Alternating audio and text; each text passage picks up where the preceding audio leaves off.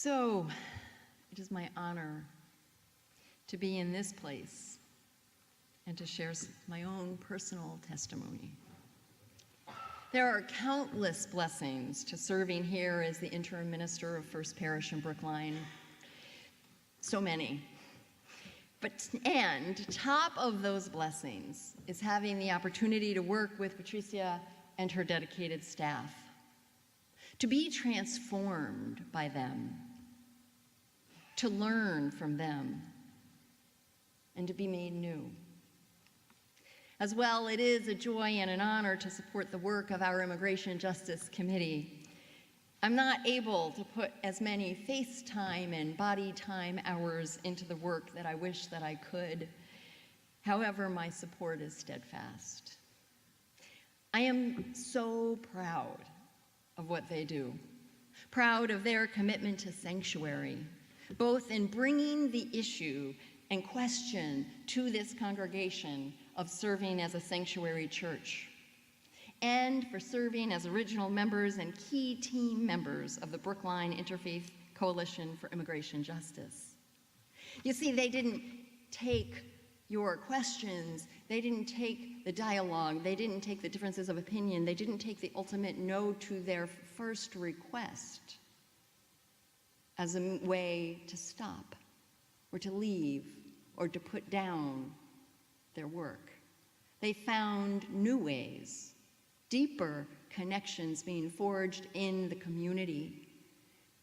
You then voted to become a level 2 sanctuary church, meaning that we are committed to providing what we can when churches have someone in the sanctuary.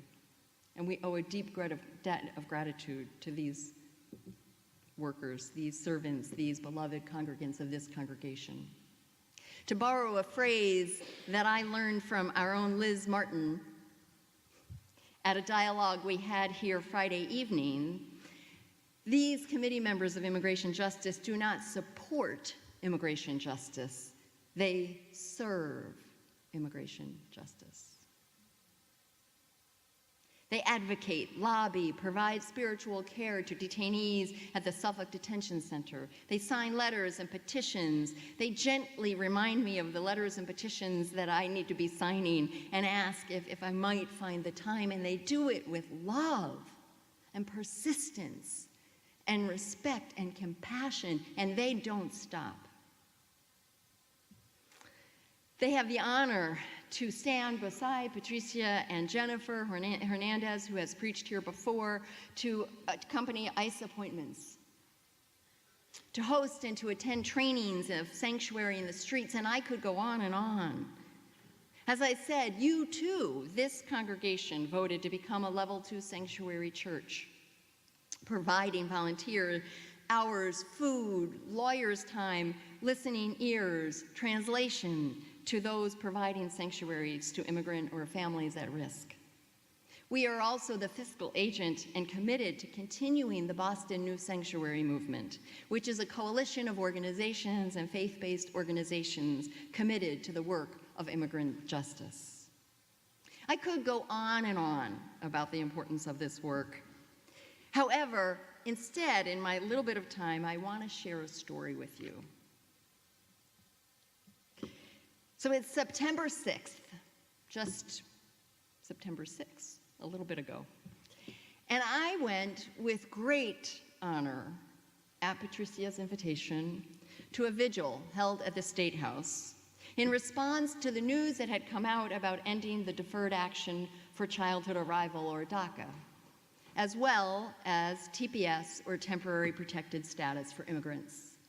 When Patricia asked me, I said with a resounding yes, of course, thank you, I am honored. I was honored to go and to lead the prayer for this interfaith gathering. Not only did I say yes, but of course you did too, because that's how we do it here. That's what you do. So we had members of Immigration Justice Committee come and many others who stood amongst the growing crowd. I arrived and I stood. Ann Copeland was there. Jamie Jordan is holding my purse. Laura Walters was there every single moment, from the T-stop, knowing I'm still relatively figuring that out, all the way to the State House and back many hours later. I sent her a note, by the way, Laura, this morning, and I said, or last night, and I said, I'm remembering this and I'm going to share about it, and I just want to thank you for your kindness that day. And she said to me, it's funny to think of it as kindness. I think of it as a way of life. Who's teaching who? So we gather there, and we weren't sure if 10 or 20 people were going to come. I was first angry and upset when I learned that you weren't able to bring in your sound system, a portable microphone, right? That was taken. Couldn't bring that in. Couldn't bring any signs or pencils or anything that might be perceived as dangerous. So I stood there as more and more and more people gathered, ultimately some couple of hundred at least, and we had to scream. And I have no idea if people could actually hear. They didn't leave. They stayed right there. I was transformed and more committed than ever to this work. I listened to the stories of immigrants, and I listened to the commitment of your staff and you, and I was moved, and my commitment went from support to service. And then the last few minutes happened. A small group of us, Patricia and Jennifer, myself, and maybe a couple of others, we went to deliver letters to the governor and to 2 others, and to stand in solidarity as Jennifer read this letter, asking them simply to listen to the needs of immigrants. It was signed by some, I don't even know, 15 organizations, unions, teachers' unions. I mean, the list was amazing. And it said, here's what we need, and what are you doing? And we were greeted okay, the first place, if I'm being generous. We were not really greeted well by a very, very nervous intern, I think, at the second, who mostly looked at the ground, but stood there. And then we got to Robert DeLeo's office, the Speaker of the House, and yes, I use the name intentionally. The last stop. At first, they wouldn't open the door. And then one man came out, with a lot of anger. Pretty big guy, white big guy, arms crossed, kind of looked at the ground. And Patricia stood there, and Jennifer read that letter, and he could not have been more disrespectful or disdainful if we tried to make that happen. It was atrocious.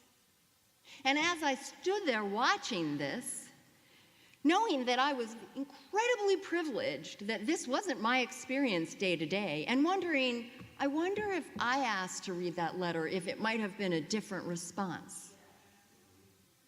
I wonder if my white, male, heterosexual husband had asked to read that letter, if he might have been invited in to the office. But he listened like that. And then at the end, Patricia wanted to get into a conversation, but to no avail. He literally turned on his footsteps. He went back in the office. She went forward to say, please listen, and he pushed her away and pulled the doors closed. It was a disgrace. So a few minutes later, after Patricia was interviewed by a local television station, they noticed I had on my stole, and he came to me and said, are you a faith leader? And I said, yes. And he said, can I interview you? And I said, yes. And this was his opening question. You heard her, meaning Patricia, you heard her talking.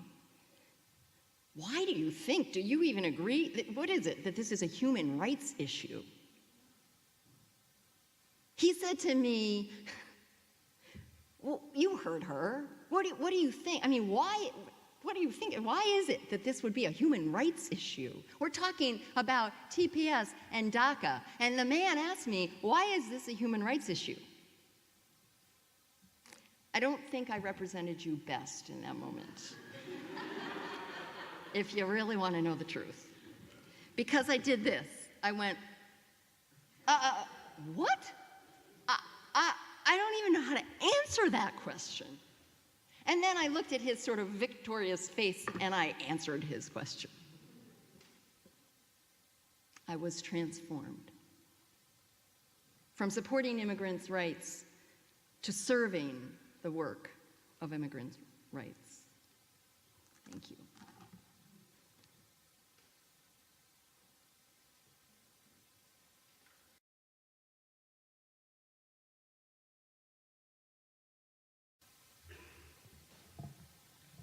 Good morning. Buenos días. Good morning, brothers and sisters. My name is Patricia Montes, and I am an immigrant from Central America, and I am the Director of Centro Presente, an immigrant rights organization that has been working with the Central American immigrant community since the 80s. We are living in times in which we need a lot of reflection, solidarity, and love. Thank you for opening the doors of your sanctuary for me and for the members of my community. I was born and raised in Honduras. My country is the second most poor country in Latin America.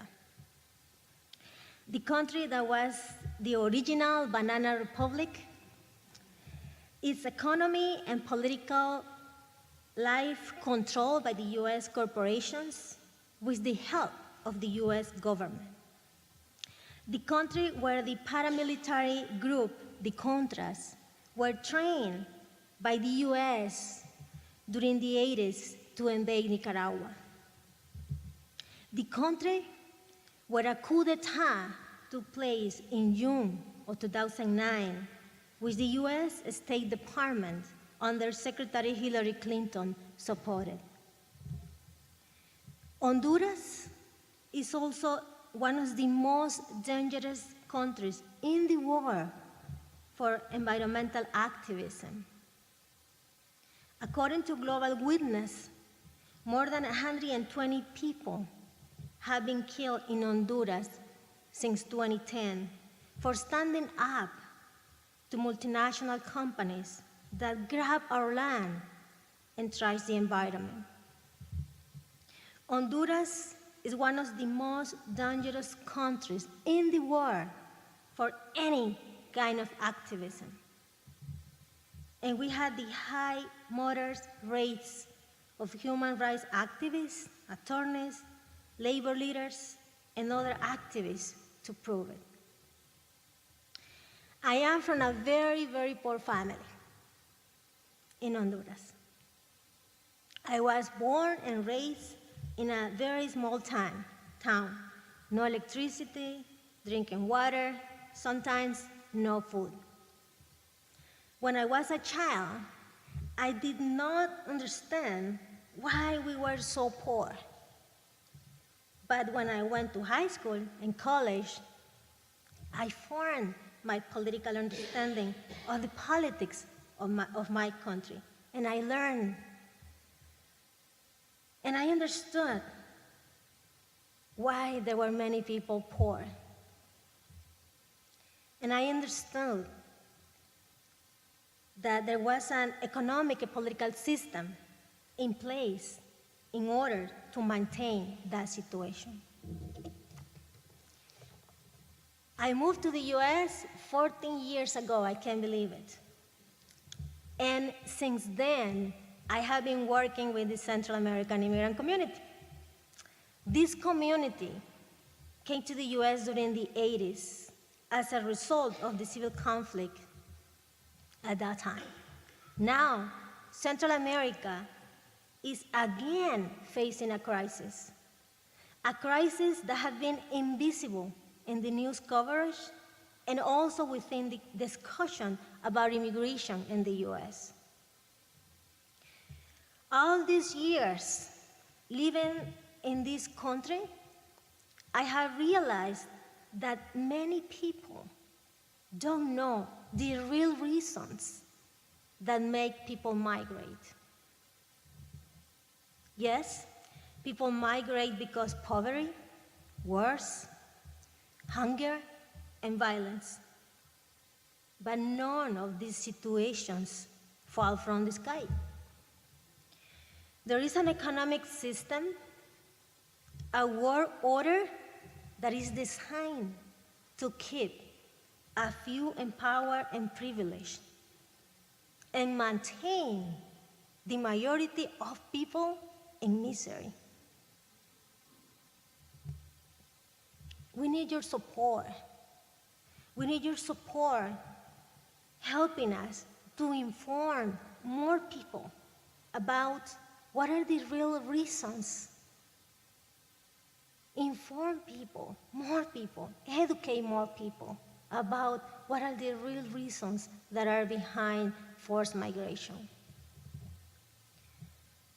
Structural violence, corruption and impunity, lack of employment and work opportunities, structural poverty, gender oppression, the implementation of economic policies like the free trade agreements, like the Central American Free Trade Agreement, CAFTA, and the North American Free Trade Agreement, NAFTA, are some of the real reasons behind forced migration.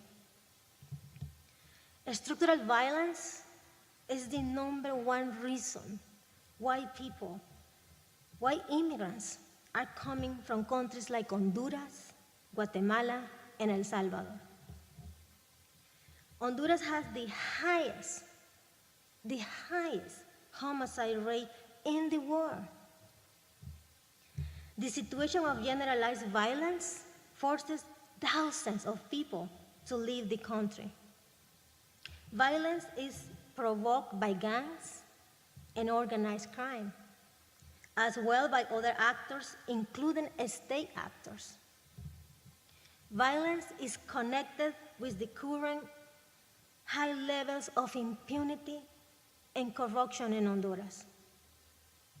According to statistics, 80% of the crimes committed in the country are not being reported to the authorities. Why? Because the Honduran population does not have faith in its public institutions. In Central America, labor conditions are getting worse. Wages are low, there is little job security, and few social benefits. In the name of development, US corporations go to our countries of origin, searching for cheap labor. They tell us that it is to support our local economies, but in fact, they are looking to make more profit.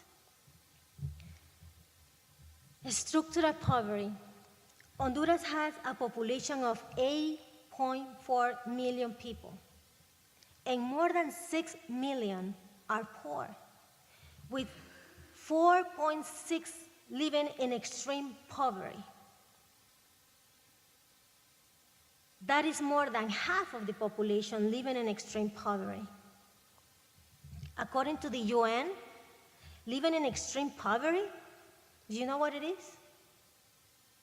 For the UN, living in extreme poverty is when a family lives on less than $1 a day.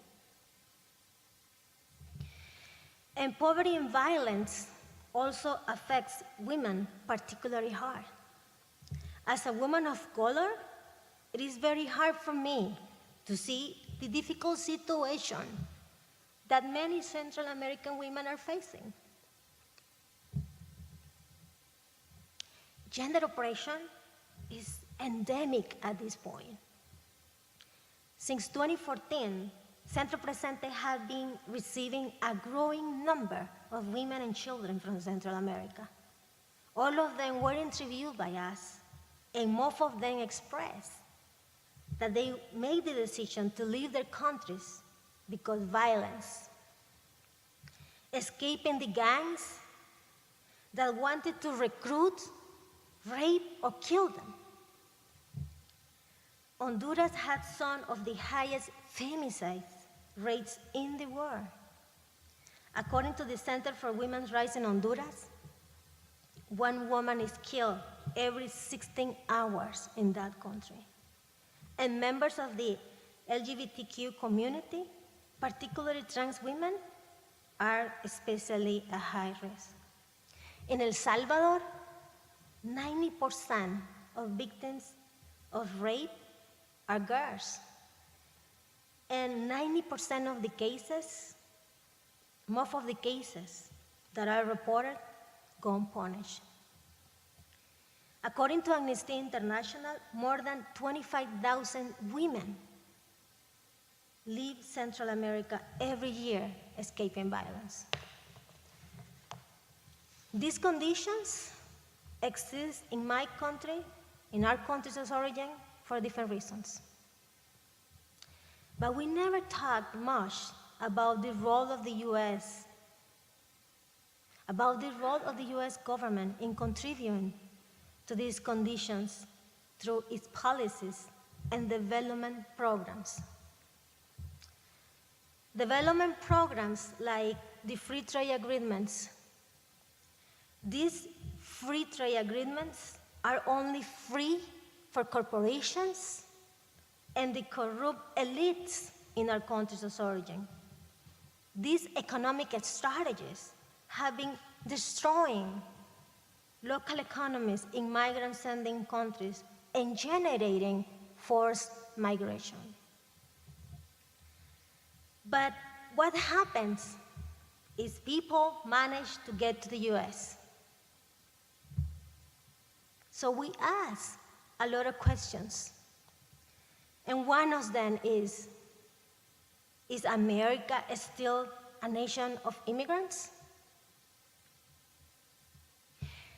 For more than 20 years, we have been waiting and advocating for some sort of immigration reform.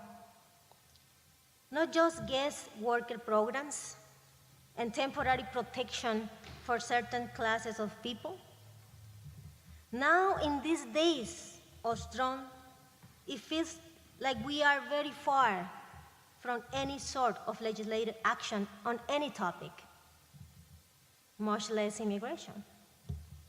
But if something were to pass, what do we want to see? How should our immigration system work? And what implications are there for what it means to be American? Now that so many immigrants are not white, are we still willing to consider ourselves to be a nation of immigrants? I don't think that I have the answers to all these questions, but I think that it is urgent that we create spaces and that we collectively are going to find the answers. I grew up with the idea that I already was American, because America is a continent that means more than the US, just the US. But here in the US, American is an identifier that is a political term connected with privilege and race. After 14 years of living here, I am a US citizen, but I will never be seen as a regular American because I am not white. I am not part of the dominant culture. But given our immigration trends, for how long will the dominant culture be white? What will people like Trump do to fight that trend and keep the dominant culture white? we will see more limits of specific groups of immigrants, like the Muslim ban. Will it be extended to other groups? Will they propose to remove birthright citizenship in the name of preventing anchor babies?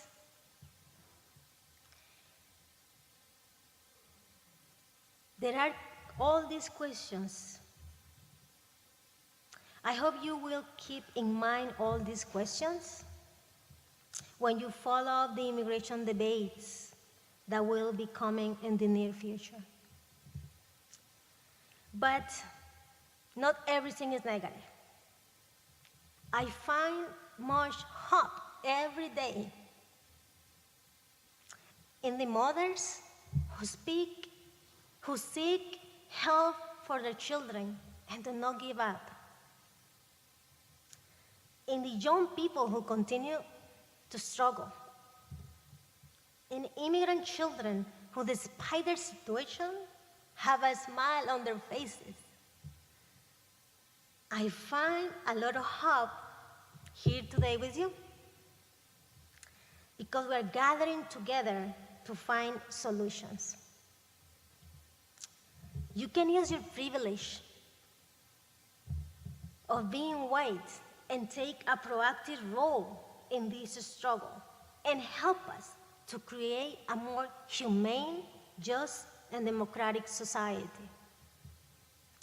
In these times of searching for freedom and true democracy, it is urgent to use your privilege and demand changes in the structure of power.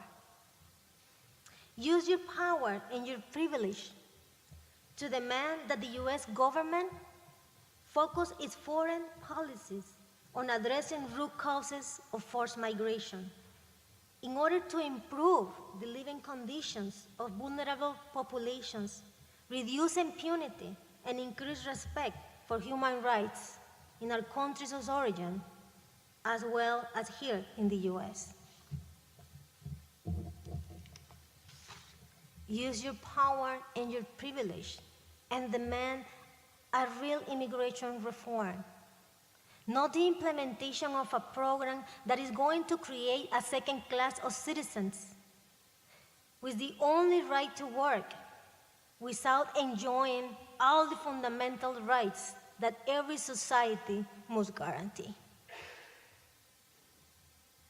We can educate more people about the challenges of the immigrant population. We can create more spaces to have a more open and democratic conversation about this topic in the US. Instead of building walls, we can build bridges between our communities. Thank you so much.